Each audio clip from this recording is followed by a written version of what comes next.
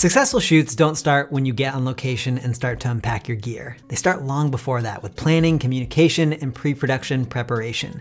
And in this pre-production window, one of the most impactful moments to set you up for success is how you prepare the day or night before. So in this video, I'm gonna share things that you can do the day before a big shoot that will make your production and post-production experience so much easier, allowing you to focus more of your energy on telling the story you're there to tell. Hey everyone, if you're new here, my name is Austin Meyer. I'm a San Francisco Bay Area documentary filmmaker, National Geographic Explorer, and my work has been featured by HBO, Hulu, the New York Times, Washington Post, and many more.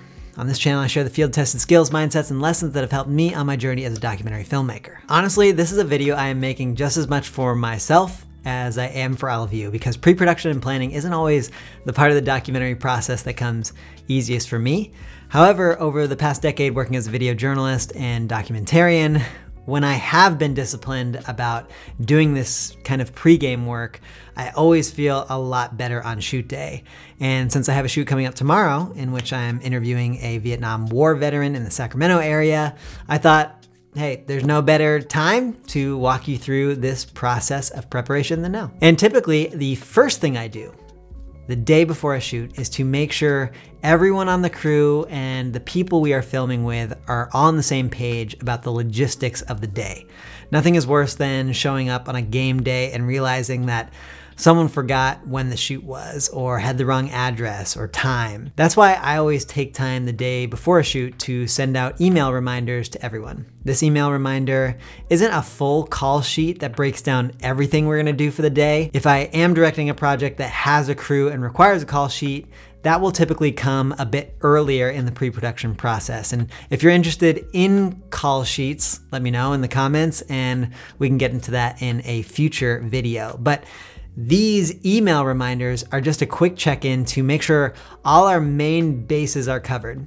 And to make this preparatory step as easy as possible for me, because again, it's something that I'm trying to develop at, I use something called Gmail snippets. So Gmail snippets are great for common email conversations like introductions, bios, thank yous, story pitches, or confirmation emails like this one. You just customize a keyboard shortcut, type those few characters into the compose email window, and boom, your template is good to go. For this, I use the shortcut /shoot confirmation, and that populates an email that goes over the goal for the day, call time, location, crew and cast contact information, and any additional notes. I also ask people to confirm the receipt of the email so that I know I've reached everyone. While I'm waiting to hear back from people throughout the day on those emails, I then start to prep my gear.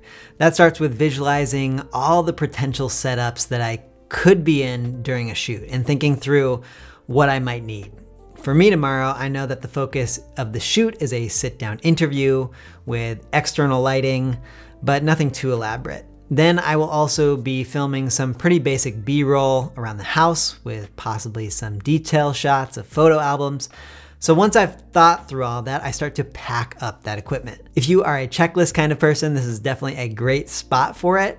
For better or for worse, my checklist is usually up here in my head. The key here is though to visualize the shoot. If things went perfectly according to plan, what would you need? Or if things went completely off the rails, what might you need? It's always better to overpack and have something you didn't end up using rather than underpack and not have what you need to complete the job. Once you figure out what you will need, the next pre-production step is to charge all the batteries you will need for shoot day. Don't assume that your batteries have enough juice. Don't assume that all your batteries will work perfectly. Charge everything you'll need up to 100% and then charge backups up to 100%. One piece of gear that I've really enjoyed in the exhilarating world of batteries are these rechargeable batteries from EBL.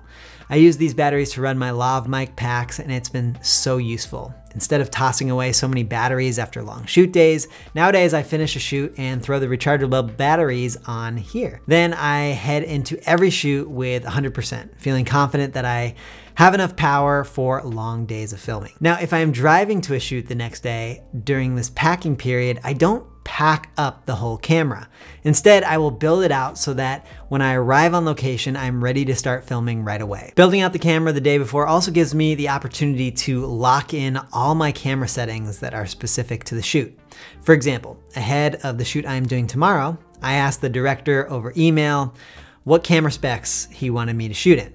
The most important for me to know going into a shoot is usually what frame rate to shoot in and what color space. So are we shooting in log or a standard color profile? Once I get that answer, I make sure to change my camera settings based on that the day before. Then, even though directors rarely ask for it, I will also go into my clip naming settings and change the name of the clips to the date when everything will be shot and some word or letters that identify the project. I will also change the number set to 1. This means that when I first press record on the shoot day, the clip will have a 1 next to its name. Dating and numbering your clips is always helpful for organizing.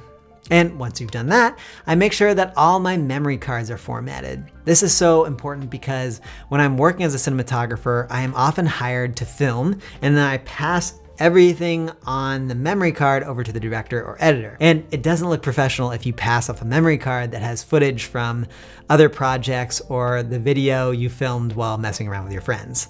So before you shoot, make sure you have everything backed up and then format those cards. Or if the footage you have on the cards is from a previous shoot with another director, confirm that they have everything backed up and then format. Typically, I will tell directors that I work with that I will keep their footage on my cards for a day or two after the shoot. And then if I haven't heard from them in that window in regards to needing the footage, I will format the cards. Now, once you've got your gear packed, organized, and ready to roll, I like to load up any assets I'll need for the shoot either onto my phone or printed on a piece of paper. These assets could include mood boards, sample images that the director or you has in mind as kind of a model template, or anything else you want to keep in mind as a guide. For me tomorrow, I'm stepping in to film as a day player on an ongoing series. So I'm gonna take some screenshots that I can use as sample images for the interview I'm setting up. I will also screenshot the list of interview questions that the director plans to ask via FaceTime remotely. And that way, if there are any connection issues, I have the list of questions in case I need to take over. Or on a recent shoot for the Oakland Ballers professional baseball team, their team gave me artistic renderings of shots that they were looking for me to match with my drone. So I printed these images and had them by my side while I flew the drone, and I could, look back and forth to make sure I had this shot. I also had a Spotify playlist and queued up some ambient music that are kind of like, I don't know, like these ambient dramatic kind of sports montage music in my head that like got me in the zone while I was filming B-roll just like alone on a Tuesday morning.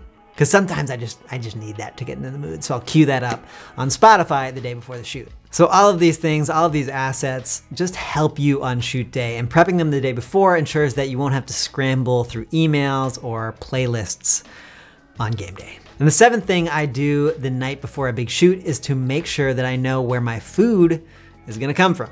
When I'm working as a cinematographer, sometimes directors are on top of this, but I don't wanna rely on that.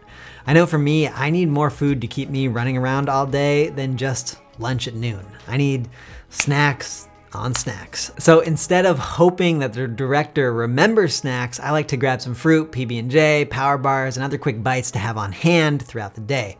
And if you are the director, make sure to think through how you are supplying your crew with the calories that they need to get the job done. It always amazes me when I work with people who haven't thought through this. Shoot days are long and they are intense. And if you want to do your best work or want your crew to do their best work, you need to fuel consistently, just like you would if you were running an ultra marathon, which happens to be the sport I compete in. And to bring us to number 8 on this list, let's not forget the last, but one of the most important steps in preparing to be at your best on shoot day, and that is to get plenty of sleep.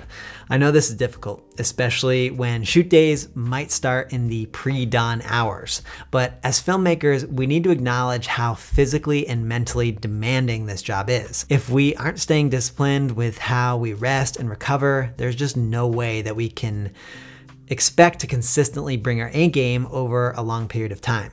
And I just don't mean that from the physical point of view. I also mean that from a mental one too. Sleep promotes creative problem solving.